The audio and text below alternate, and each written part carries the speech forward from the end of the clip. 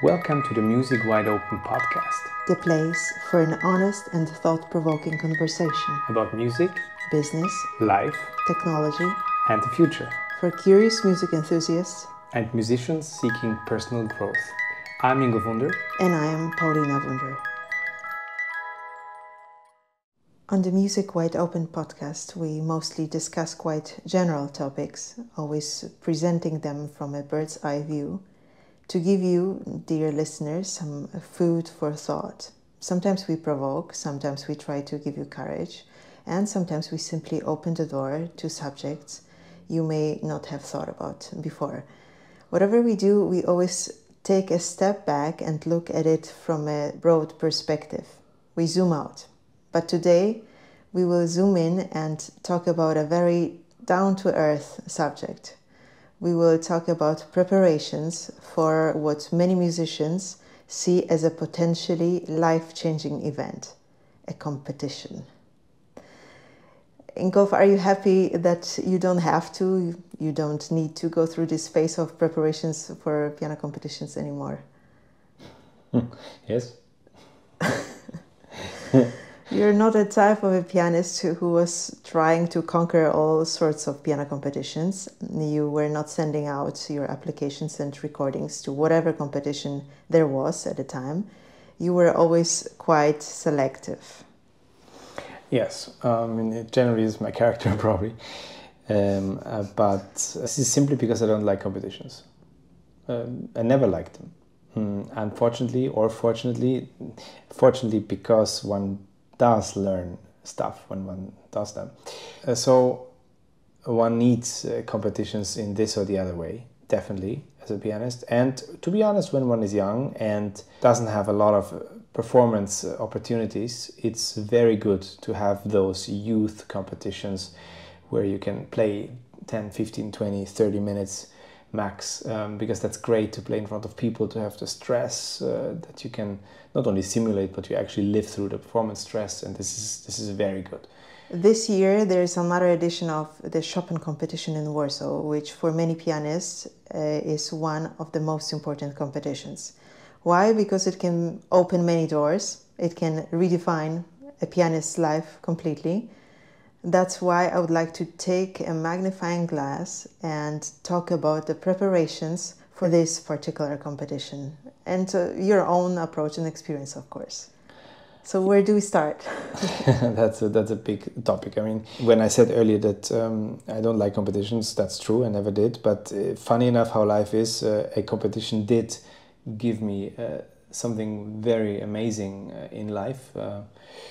Not only privately, but also it started the big stage concerts for me.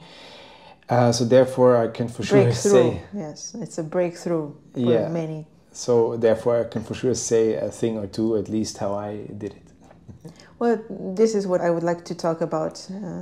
Yet again, maybe it could help someone, and it's also nice that people who can never experience it have this background story, how it looks. Yeah, my life is indeed kind of intertwined with the Chopin competition in Warsaw, because as you said, I was and am selective, so I, next to the youth competitions, which in my case with a late start I had to do, I then selected only big competitions that I wanted to compete in, and one of them, of course, the top, the best, is and was the Chopin competition in Warsaw. So in 2005 I competed, and of course retrospectively, which at that time I didn't think about it at all, but crazy after 6 years of playing the piano to actually play the most important and difficult competition in the world. Well, one could say, I mean, most of the pianists start much earlier than you, 10 years earlier than you actually. So imagine now an 11-year-old or 10 or 11-year-old kid taking part in the Chopin competition. That was sort of...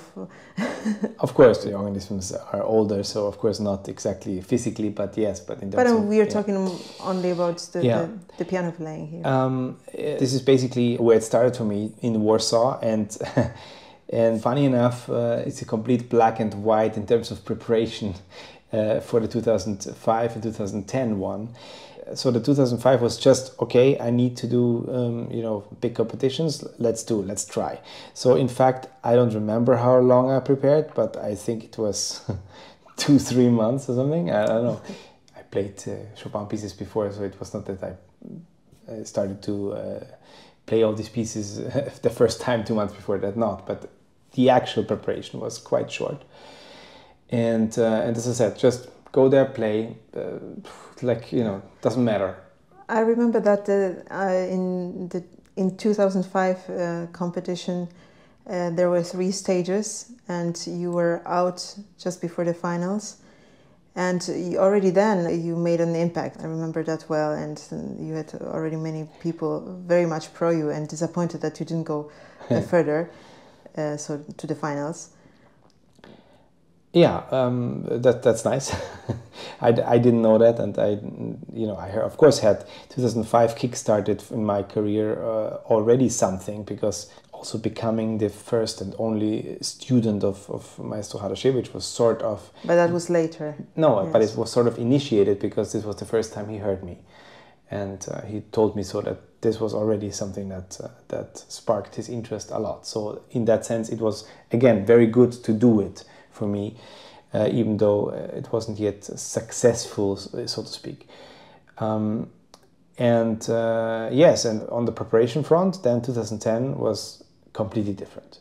In 2010, I took it already as a kind of adult, mature thinking person, as you actually should take a competition. And this, we can already go into some of the steps that one should take to prepare for a competition. So do you remember exactly when you started the preparations for 2010? Yes, that was like 2 years before or something, or 1 year and 8-9 months, something, so quite long.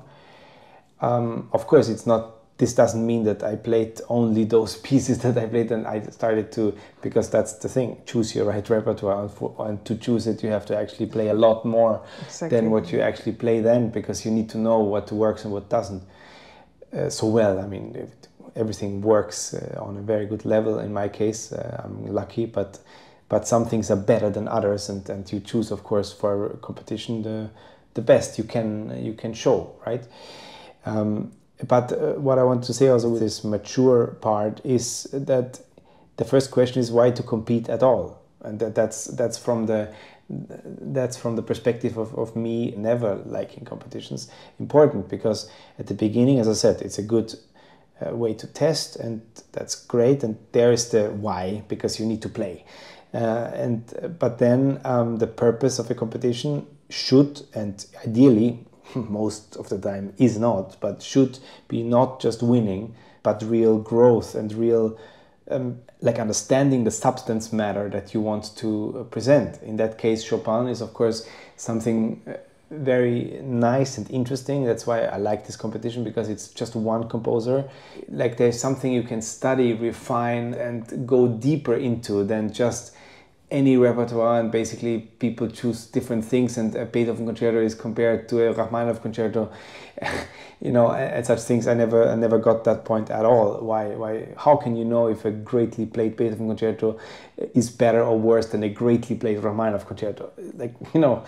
Anyway, but that's the good thing, so that you can really go into the substance matter. That's important, because that's growth. If you ideally play not for winning, but you go there to play something you really believe in. And this was, in 2010, for me, the biggest difference, 2005. Because 2005, I just played for playing sake, because I like to play the piano, I like to play Chopin, and I just went there and played. That's it.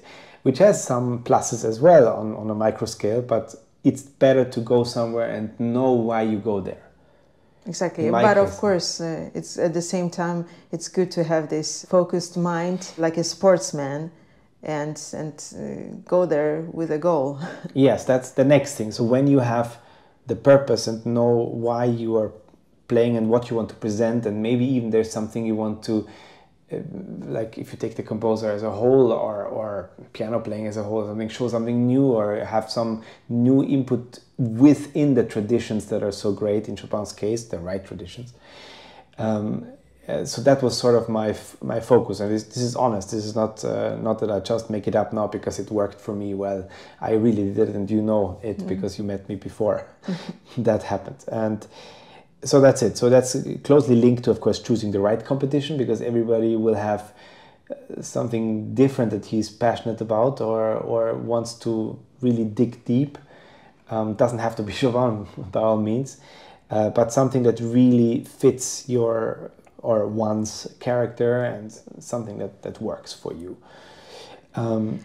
There's another thing that I was personally quite surprised, and I talked to a lot of competitors in 2005 and 2010 due to the fact that I was working at the competition office, about that later, that many competitors had this mass production approach.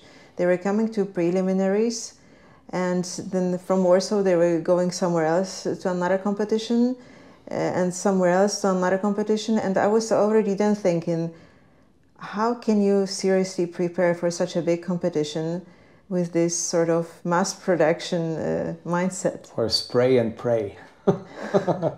Just something will stick. No, but yeah, I completely agree, because this is the point. I mean, like, I always had a different, and also already in 2005, but it was just so quick, everything, that I had to learn so many things that there was no time to go on a metaphysical level of what it all means. But I always had that in me, and therefore it was for me simply like that method was never an option, because it's like, why? I mean, because you know, I mean, I know why people do it, because they hope this way it will work for them. Eventually they might gather some second prize, third prize, fourth prize, a little bit money here, a little bit there, put a couple of competitions in their CV, but if that's not the point, really. Shouldn't be the point of music in the first place. That's why, I mean, who said that? Was it Shostakovich or Bartok? Or Bartok was that competitions are for horses, exactly. That's in a way he was right, unfortunately. Yeah, but of course this is mean as well, because especially if you talk about the Chopin competition, that history is so beautiful and nice. I mean, to care about the legacy of how to play Chopin and stuff, that actually not all players at all in the history of the Chopin competition were horses. You know what I mean? There were some really nice, you know. Of course, but it's competing. It's a bit against the nature of music. But exactly, against the nature of, because there is no best. You know, as Rubinstein himself, some say one of the best Chopin interpreters, if not the best. He said there is no best in art, and he's right. There is no. Anyway, but you mentioned the sports factor, and that was another change from 2005 to 2010. Because for me, maybe some listeners don't know that I already decided for myself, I think I mentioned it in the first episode, that I said to myself I will never play a piano competition again. That was in 2007 or something. Exactly for these reasons, that it doesn't really make sense, because there's no end to it. And exactly for the same reasons, some musicians never take part in competitions, because it's against their belief. Yeah, but why I did it then still in 2010 was the work and refinement of Chopin with Maestro Adam Harasiewicz, who changed not changed, because if one listens to 2005 recordings and 2010 recordings, one very much sees that it's me and that my character didn't change at all. But the refinement of what it means to play Chopin was so present in my years studying with Maestro Harasiewicz that I just, also with his advice, because my Chopin got so much better and so good, that he said, you're stupid if you don't play the competition, so do it. And then I went into myself and said, okay, I'll do it one last time. I cannot imagine him saying you're stupid, do it, frankly. No, but I'm paraphrasing, but something to that extent. Simplifying. Something to that extent. And then I just went into myself and decided to do it for real. Like to let nothing. So if I do it one more time, then do it right, not just somehow. And therefore, the preparation phase was so long. So on the menu was, of course, picking the right repertoire, which takes a lot of time because you need to prepare, put many of the pieces to a level where it's ready, that you could play the competition, and then decide whether it's good enough or whether it's the right piece to show your uniqueness or to show your skills the best, because you have only one chance on that competition. You play once and you have to know what kind of impact, or ideally what kind of impact your playing makes, because you don't have a second chance. Usually the judgments of judges are done within the first 2 minutes, or sometimes even less. That's true. Or Sometimes at least, even before. or at least the first judgment. So it means if it's not immediately there, you just lost your chance. And I didn't want that, because I knew I can play very well, and I wanted that to come across. So how did you select the repertory? Well, as I said, first... From the available pool of works, of course. Well, of course, firstly, I only play what I like to play. I think that's, in my case, maybe people are different, but in my case, it's definitely corresponding to, when I like something, it's usually this what sounds the best in my hands. So first of all, I chose the pieces that I like to play, and then push them to the competition standard really well and perfect and everything. And I mean, perfect, there's no perfection, but as perfect as possible. And then play it for Maestro Halushevich, or play it for other people whose opinion I trust, and record it myself, of course, and listen to it from a third-person perspective, as objective as one can be to oneself, and compared it also to the grand masters of piano playing, to see what kind of spark they created with all the different playing, because these grandmasters played all very, very different, but each had the spark. And I compared that spark level, whether there is something in my playing that is on that level, not the same, but you see what I mean, like yes. that it's good enough to wow, that somebody actually keeps listening to me that never heard me before. So that was so that takes time, because I remember, for example, I prepared whole sets of mazurkas. I believe Opus 17, Opus 33, Opus 59. Before I then actually I played Opus 24. So you see, alone this is time something time consuming, just because you have to work on it. It's not like just studying 3 days and playing it by heart. It takes time. And I did that for all the other bigger pieces, of course, as well. Concerti is easier because I was sure to play first and not second. So this takes time. And then, of course, it was the physical preparation, because I also, you mentioned that with like a sportsman. I treated it in a way that you really, or that one really gets in a physical shape, that there is no kind of stress you put on the body that would let it cave in. Yes. And that was actually a wise decision, because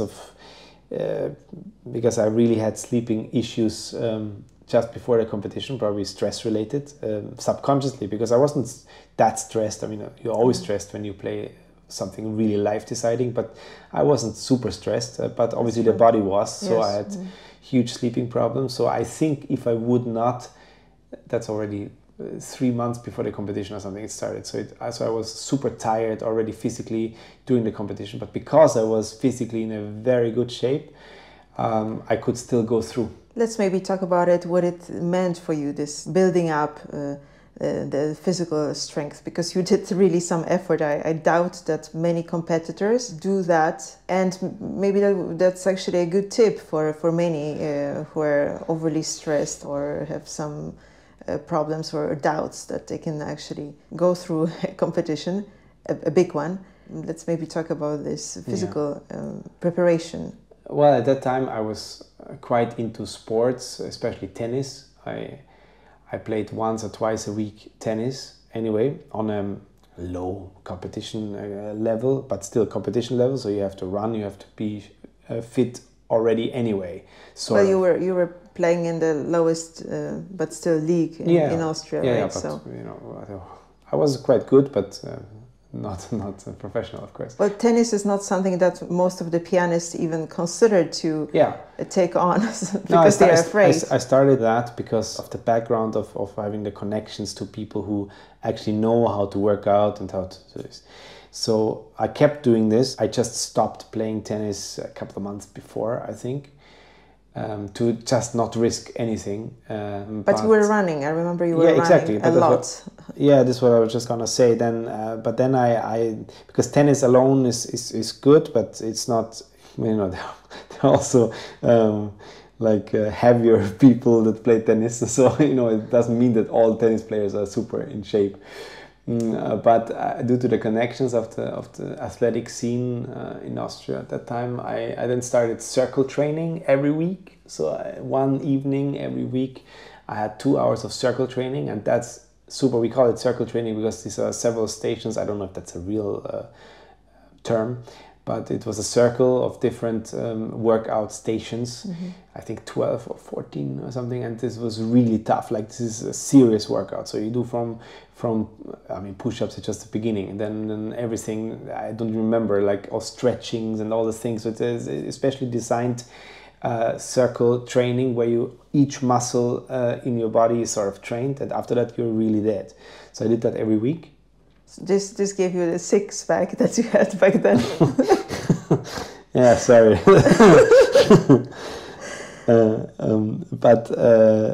So that was one thing, and the other thing was every week once I was, sometimes even twice, but once at least I was running 12 kilometers at once.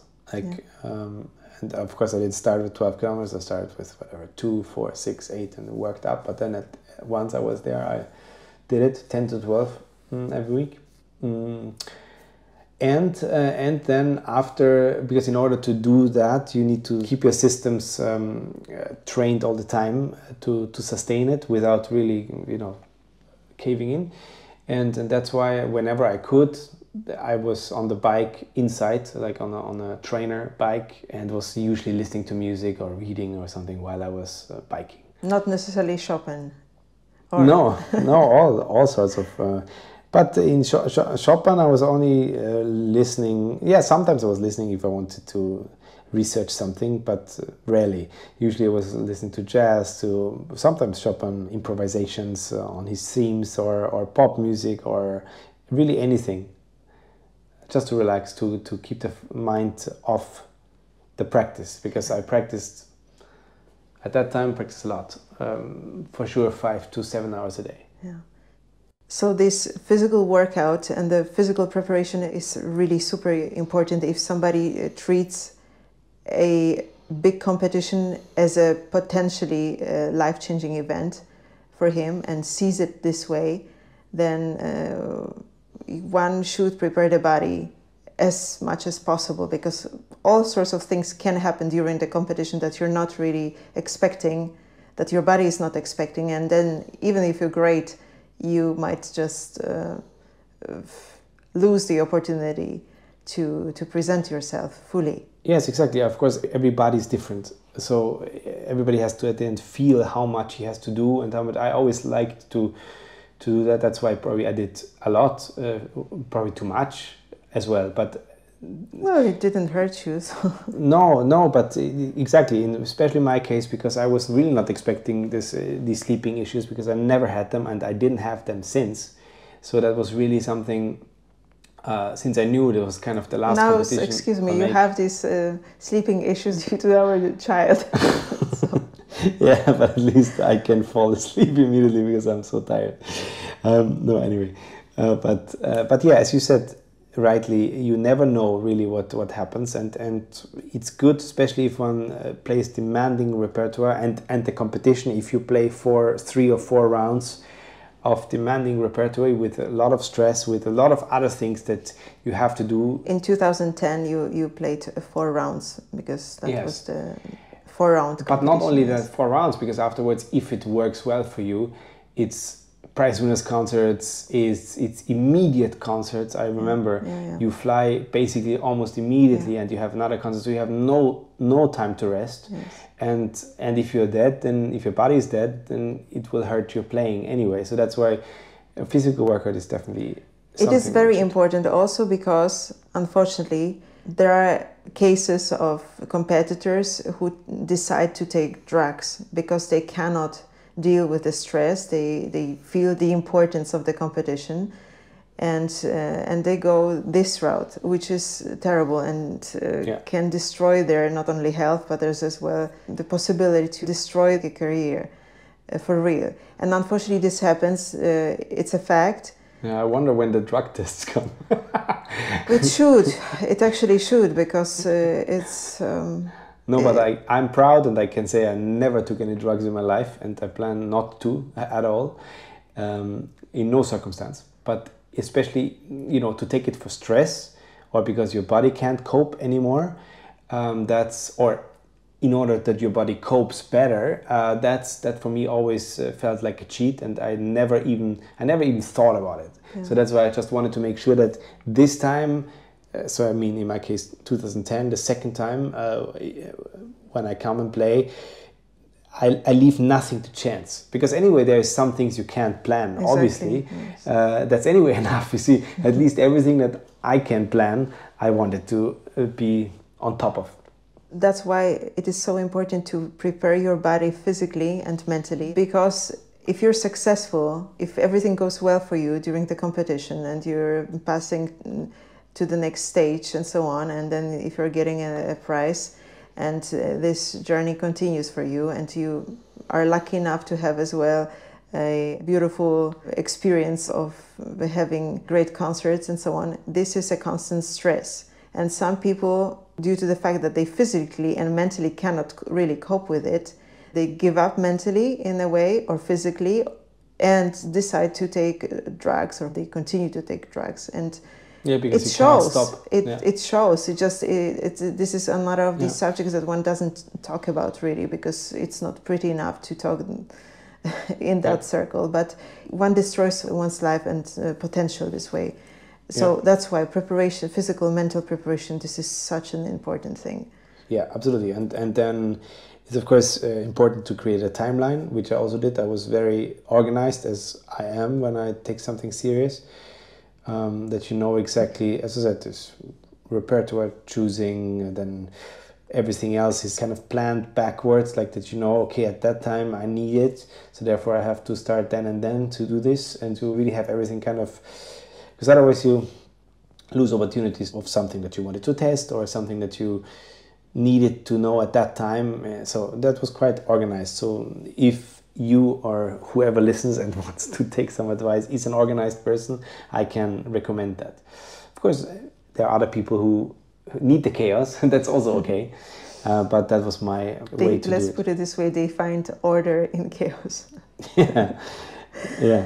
And then, of course, this also comes to how to practice effectively. Like one is surprised. I was definitely surprised how little time actually that is. Even if you prepare a long time for such a competition, if you do all the things that one should do in order to not leave anything to chance that is in your hands, you need a lot of things that you need to do, and this takes time. So practicing effectively is something you learn then, because okay, I have to do this. Okay, that's a lot. I rather focus on the things that I really have to master, and then the body chooses what to do in the ideal case. As I said before, I was working at a competition office in 2005 and 2010, and this is how we met, by the way, during the preliminaries 2010.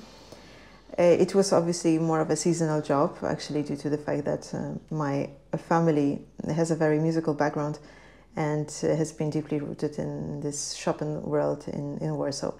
Anyway, I was one of these people, shall we say, on the front line, who were taking care of the participants, making sure everyone knows what to do, where to practice, when to go where, etc.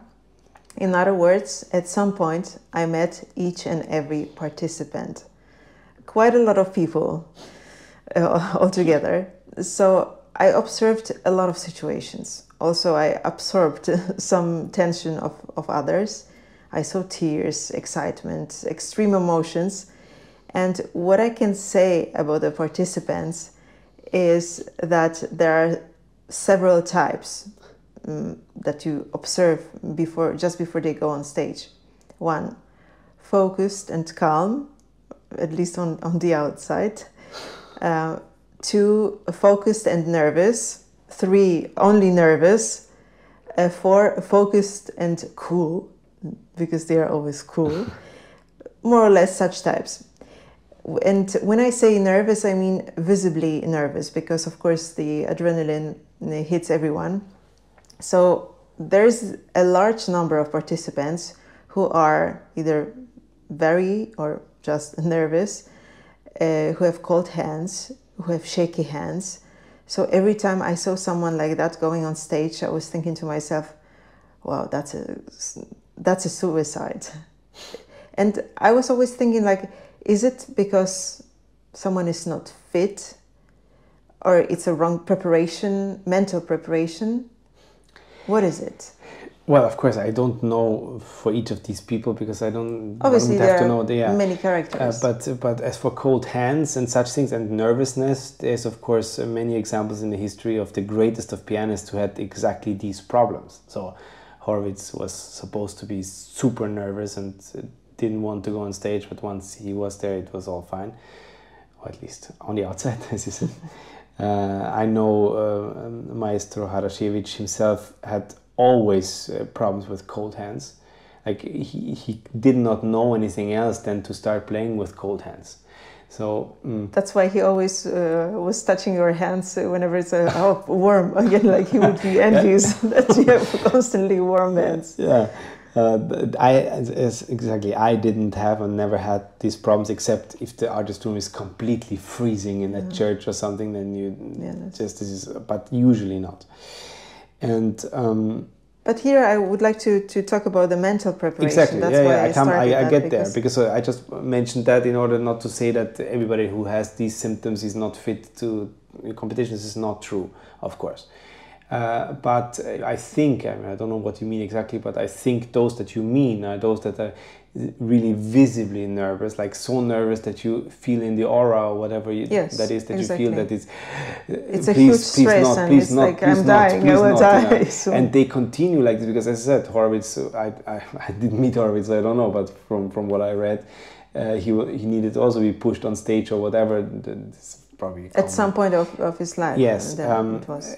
But then when you see him play on the videos, then it's like him and the piano are one. So it's like meant Unity, to be. Mm-hmm. And so for those candidates where that's not the case, or where this nervous aura continues while they play and they cannot get out of it, then certainly either this is just not the right thing for them to do, or there is some preparation issues, that they were not focused enough on the things, or didn't know what will await them once they are there, because it needs somebody who did that, or who at least has a clue and can tell you how it really feels and then even if somebody tells you, you don't know how you will feel. So there is always this kind of a question mark, because everybody's different, right? Okay, but let's try to help. Yeah, I know. No, I know. But I think this mental preparation and training for the stage, this is very important. Like I remember in these 1.5 years, when I say now 1.5 because of course I didn't start immediately to play concerts with the test repertoire for it. But in this time, I already revealed it. I mean, there were many concerts, especially when you have already are lucky enough that you can play some smaller, but some also not so small, because I remember I played Chopin Concerti in Berlin, one concerto first, and somewhere else in Poland. I think 3 or 4 times I was lucky enough to play actually the concerto with orchestra before, to test it, to train it, and the same, of course, easier, but the same with the solo repertoire. There was some concerts I would have to count how many before, but some to test. smaller, but still concerts with public, and this is exactly the training for the stage. And every time I had this concert, I was actually envisioning. I know it's difficult because some people have trouble to envision something that isn't there, but I can. One can learn many things if one knows what to learn. And I envisioned every time, even if it was somewhere in the Pampa concert, I played it as there would be the jury sitting. Like in mind, I was of course, a recording device was there, so I knew I will hear everything I just did or will do. Your own recording device. Yeah, my own recording device. So I knew that there was a kind of responsibility because this will be there, and if I play badly, it will be on the tape. And at the same time, I envisioned the jury to be there. What if I would be in Warsaw? Of course, happened. Of course, it was lucky that I sort of had some recollection from 2005, so I knew how it will feel in a way. Of course, I'm a different person 5 years later, but still. So that kind of training is very important, because if you then cannot manage to perform the way you want or expected way, because you always play a bit different than when you practice. But when you have this sort of trust already that you know, if I practice like this, or if it feels like this in practice, it will feel like that on stage. Then this is the way I kind of prepared for this stress, which you absolutely have, especially in the case of the Chopin Competition, which is every 5 years. And in a lifetime of a career or of a young pianist, that's a long time. In that sense, you have a couple of chances, let's say, maybe to participate. Yes, but usually it doesn't work if a person goes a second time there. I mean, it was an anomaly in my case, probably because of the late start and all that, so that there was really some improvement. Well, it works for some, but it's always risky, because they've heard you already, and this is not necessarily a good thing. Yeah, it's risky, but let's put it this way: you usually have one shot. If you're lucky, a second one, like in my case. But then in my case, it was definitely the last, because I decided not to do any competition no matter what. So if I'm out, then I'm out. Yeah. But therefore, there's a stress, right? And this stress, I just wanted to emphasize that to prepare for such a stress, when you go there and you know, now that's it. You don't have another chance. That's a stress to prepare for.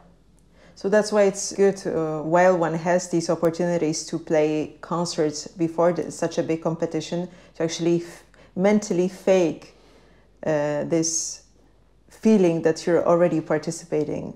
Yes, that's anyway important, because even if you're not lucky to have concerts before that with real public, let's say, one should absolutely stage these concerts, like family members or something like this. I know it, but then you need that visualization skills that, you're not playing for your family, you're playing the Chopin competition now, or any competition you prepare for. Visualization is important in any case in life, generally speaking. We talked about that in one of the episodes.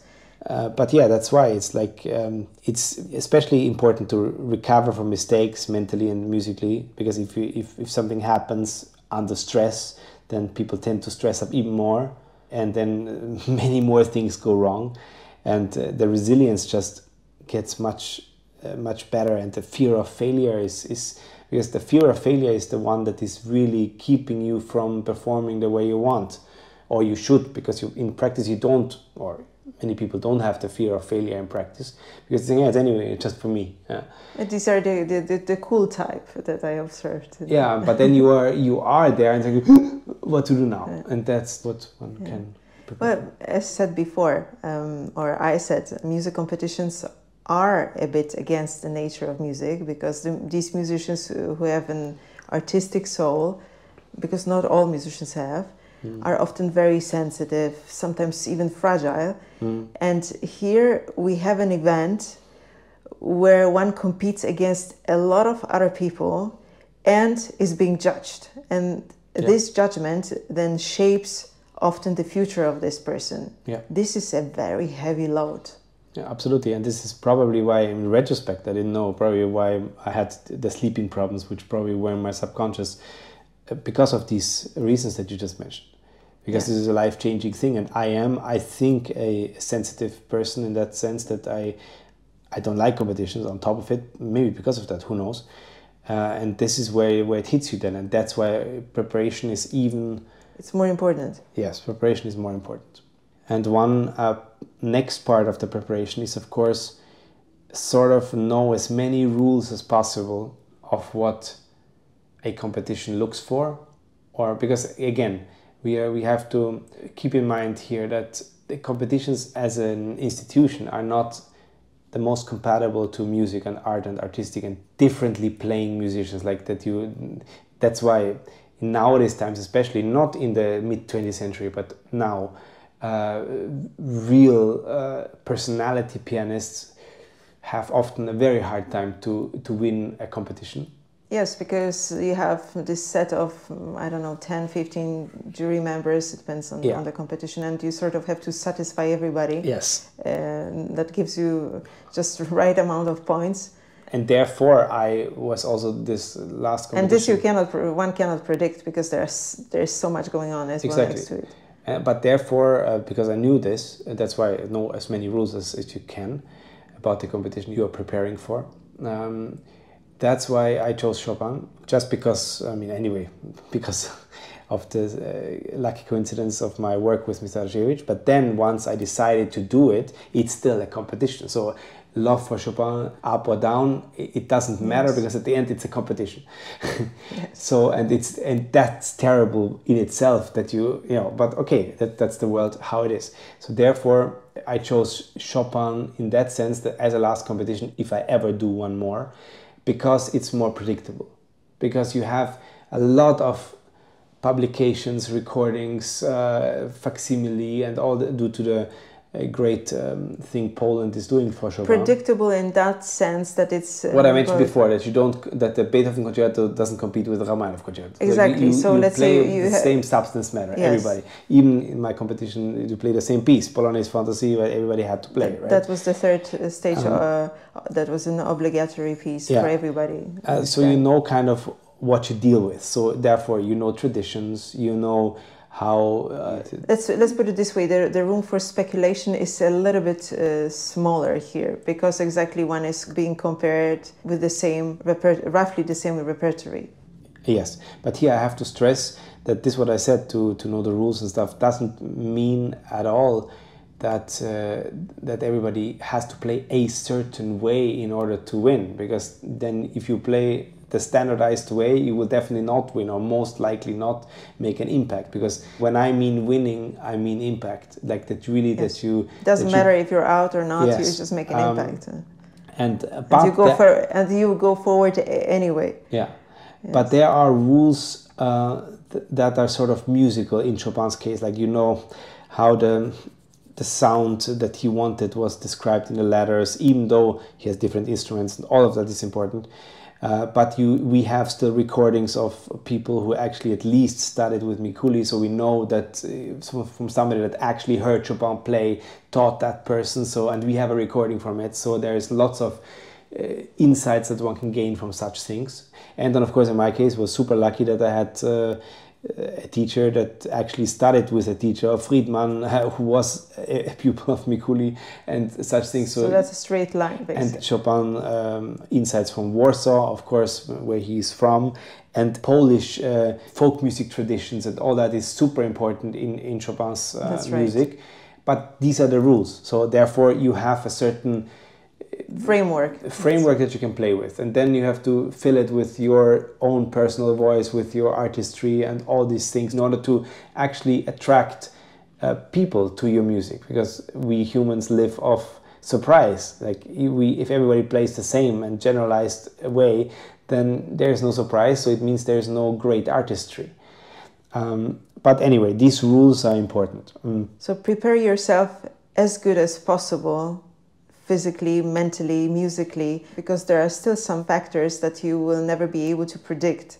Jury members as well, these are only human beings. One day is better, one day is worse. There are as well some personal preferences based on whatever they are based. And that's why nothing should be left to chance. That you can influence. Yeah, absolutely.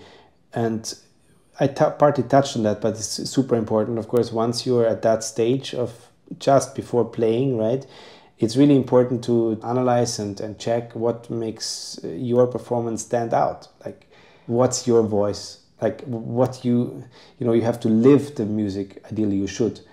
I mean, in my world, you have to, because otherwise it's not at all authentic.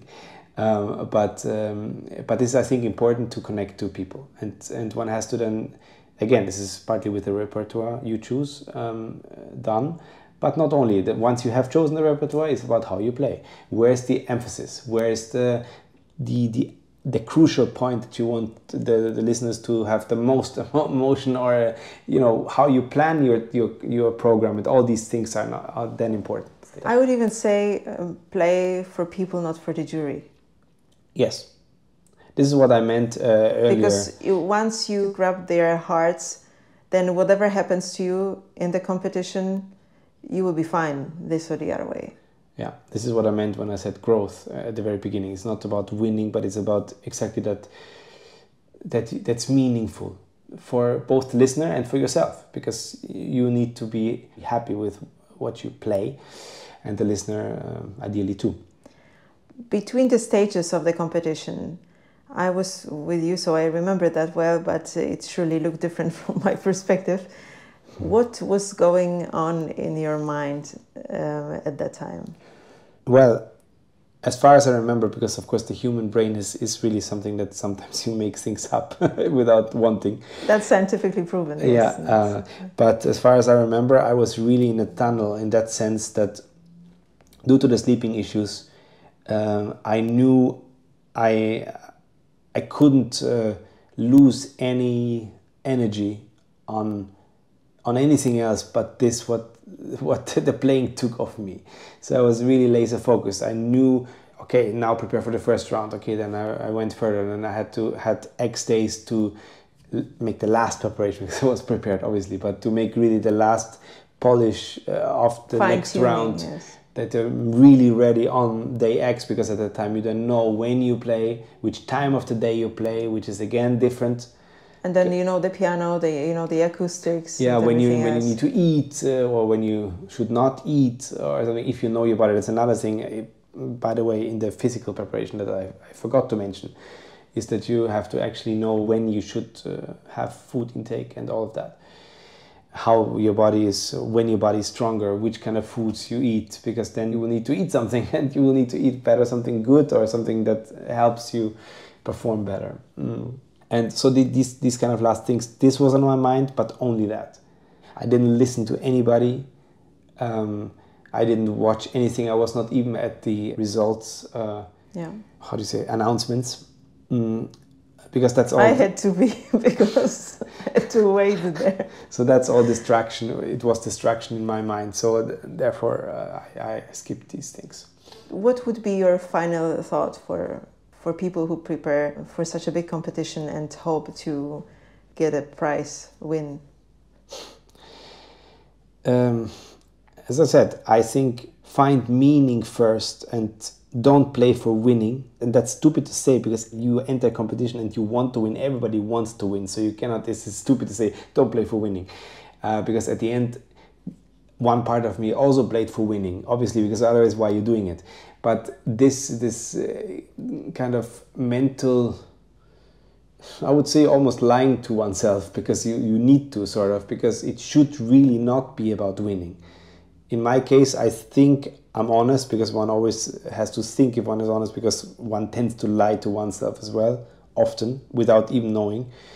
But I think it was honestly about Chopin's playing, and I really was so deep. You remember that even before the preliminaries and stuff, yes. I was so much into that, finding the right way, how to, again, the right way. There is probably no right way. There are many right ways and many wrong ways. One of the right ways. One of the to find that essence of how to play it, and I loved it so much, and I still love Chopin so much, that this was so much pleasure to play, that all the stress that there obviously is was not the most important thing for me. And I really lived it this way, because otherwise probably I wouldn't have made it through mentally, with the lack of sleep and everything. I would probably not have made it on that level. Surely not. This was only that was my life elixir for me at that time, Chopin-esque play, the real essence of what makes this music so amazing and otherworldly once you do it right. Because Chopin is one of the few composers, and by the way, Beethoven, Mozart, and these kind of things are not that extreme also, but not that extreme. Chopin is extreme in that case, that if you play it wrong or one of the wrong ways, then it can be almost destroyed. It can be almost like this, that you can't listen to it. I surely cannot, because it's so horribly wrong with the timings, with the rubato, everything. But if you have the right ways, or some of the right ways, because there are many right ways, if it comes together, then it's this amazing thing, and that's what I lived for, really. And therefore probably I made it through, otherwise I would also have caved in. Well, not only you made it through, but as well you made a huge impact, and despite not getting the gold medal, just the silver, you caused a scandal, and you actually got overall more awards and more opportunities than the gold medal. So that's the whole preparation, this whole mindset, I think, was responsible for this success. I think so, because in my case it was most important that these non-competition factors like music and all of this, what I just explained, takes the most space in me, because the competition parts I always hated, always like, and nothing good comes out of hate. Of course. And that's why I think that worked, because it was honest. It was a lucky coincidence, timing-wise, that everything worked out for me like this, that just at that time, 2 years before or something, I got on that train of really realizing what Chopin is and getting there, and that's well, something. As you know, there are no lucky coincidences in life. Things are happening for a reason. Yeah, always. And luck is, how's that going? Luck is when preparation meets opportunity. Yeah. So exactly. This definitely was the case, and I have only, despite the scandalous nature of the competition, I have only good feelings towards it. What would be your main advice for anybody, young, talented, sensitive, who is dreaming of succeeding in such a big competition and go forward because of it? What would be your advice? Well, in an ideal world, and you know I always make my world ideal in my personal reality, it would be just this, what I already said multiple times today. Find the meaning first, and don't play to win, or at least be able to push that competition factor, which is obviously there, so much in the back. Even if it's important, because it is important, one needs this sport. Yes, attitude. But if one plays to win, one will not win. But most important is that competitions are just chapters. Like it can be a very important chapter, but it's not the whole story. It's the story that you want to have, or the story that you are supposed to live. Who knows what's responsible for our stories, is bigger than that. And especially the growth that I mentioned at the beginning. In an ideal case, a big competition, or also a smaller one, but big especially, makes you grow as a musician. And it really is like this. At least it was for me.